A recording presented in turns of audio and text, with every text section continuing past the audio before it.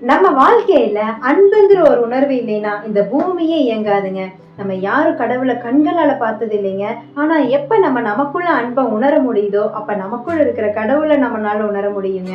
ஒரு தந்தை தன்னுடைய மகனை ஆசையா உயர் படிப்புக்காக கல்லூரியில கொண்டு போய் சேர்க்கிறாருங்க. அங்க ஒரு நாள் கலவரம் நடக்குது. அந்த கலவரத்துல அதே கல்லூரியில படித்த மாணவன் அவருடைய மகனை கொலை செஞ்சிடறாங்க.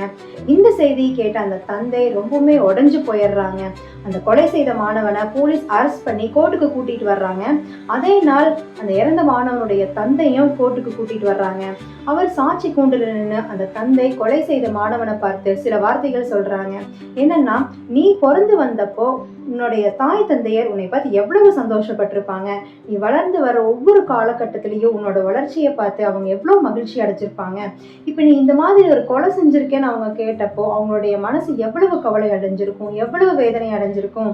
நீ மட்டும் என்ன இந்த கொலையை வேணும்னா செஞ்சிருப்ப. உன்னுடைய ஈகோ தான் உன்னுடைய கண்களை மறைய வச்சு அந்த காரியத்தை செய்ய தூண்டி இருக்கும். உனக்குள்ளேயே தெய்வீக தன்மை இருக்குல்ல.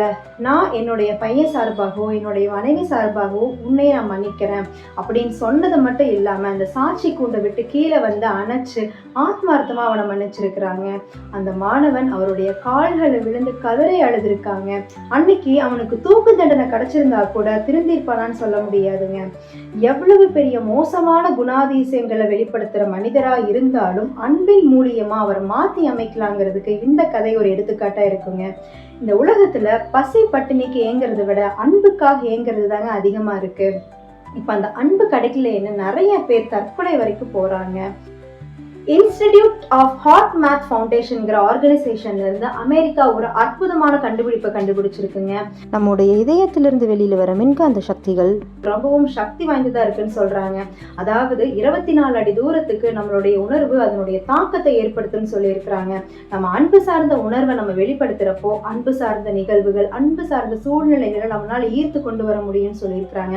அதனால நம்மளுடைய வாழ்க்கையை அன்பு மையமாக்குன்னு சொல்லியிருக்கிறாங்க. உன் கோபம் உன்னை நேசிப்பவர்களை கூட வெறுக்க வைக்க முடியும். ஆனால் உன்னுடைய அன்பு உன்னை வெறுப்பவர்களை கூட நேசிக்க வைக்க முடியும்.